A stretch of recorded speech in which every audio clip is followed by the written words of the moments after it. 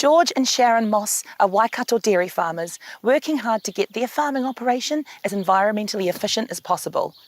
They're focused on reducing their nitrogen leaching and greenhouse gas emissions while maintaining farm profitability. So how do they measure results? And what are their top tips for keeping emissions low? Let's take a look.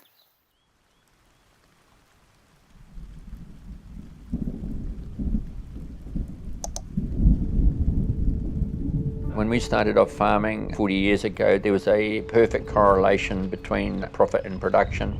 The environment wasn't even in the discussion, and the thinking at the time then, and I can remember this, was all about feeding the world.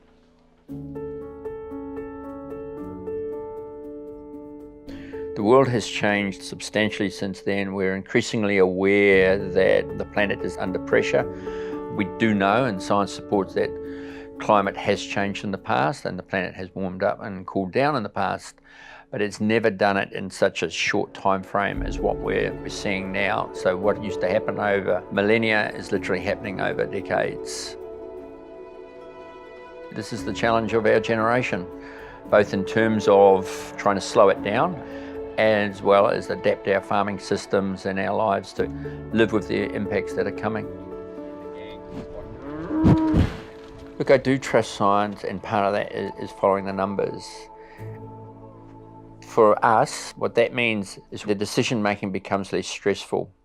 Once you follow the numbers and you believe in that process, there's a logic to it.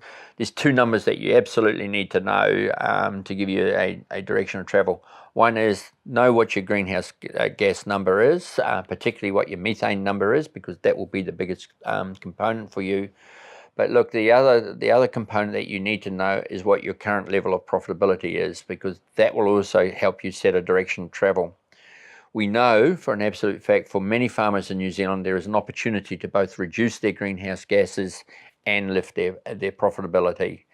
And so once you understand where you sit within that matrix, then you can actually understand which decisions you need to make. So it's a benchmarking exercise. It's understanding what your starting point is, and then probably with support from a rural professional or somebody who knows about this stuff, putting a plan in around that.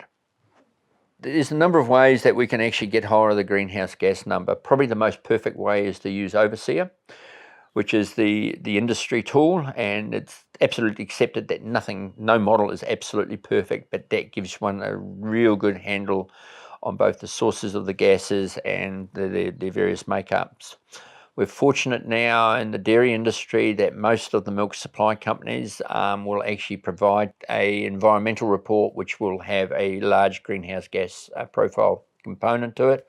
The Fonterra one will actually colour code your risk areas and your opportunity for improvement, and gives you a bell-shaped curve of where you sit with some of your peers.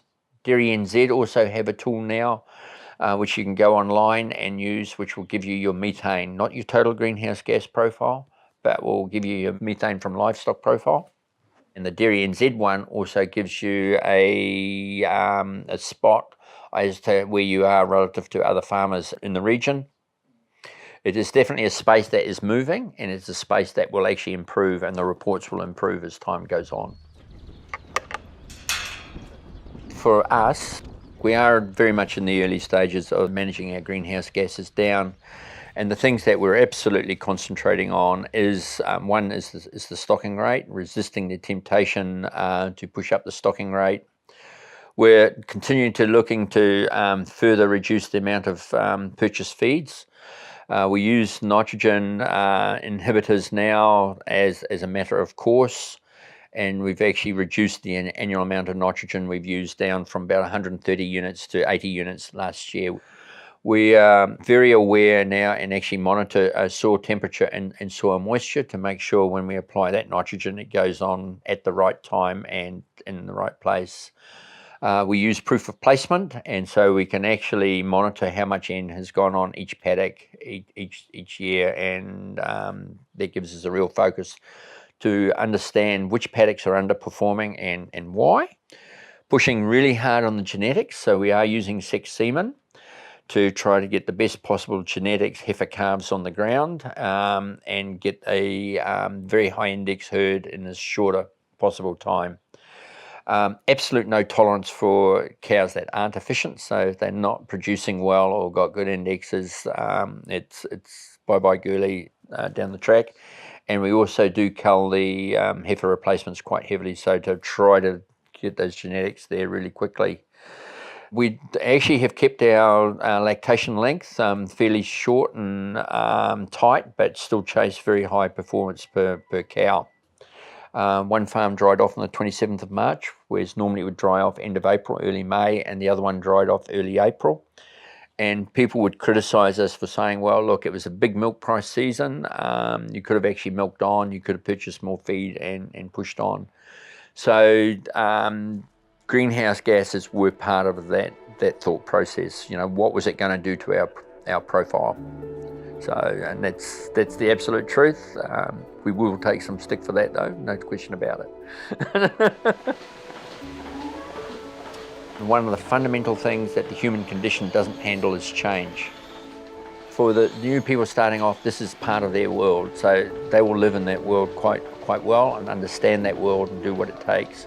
For the older ones of us, it is change and potentially very scary change, but we've been through it before and we'll come through this, and those who come through it will be in a very good place.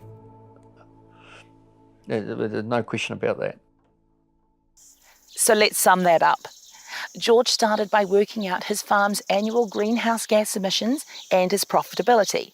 Once he worked those two numbers out, he started looking for ways to hit the sweet spot of lower than average emissions and higher than average profit. He's focusing on making genetic improvements and increasing individual animal performance. He keeps lactations relatively short and is considering further lowering stock numbers. He's cutting down the amount of purchased feeds and applies nitrogen fertiliser only where it's needed and when the conditions are right. And he always uses urease inhibitors. So let's see how these actions have impacted on George's numbers. Methane and nitrous oxide emissions have dropped, as has nitrogen leaching.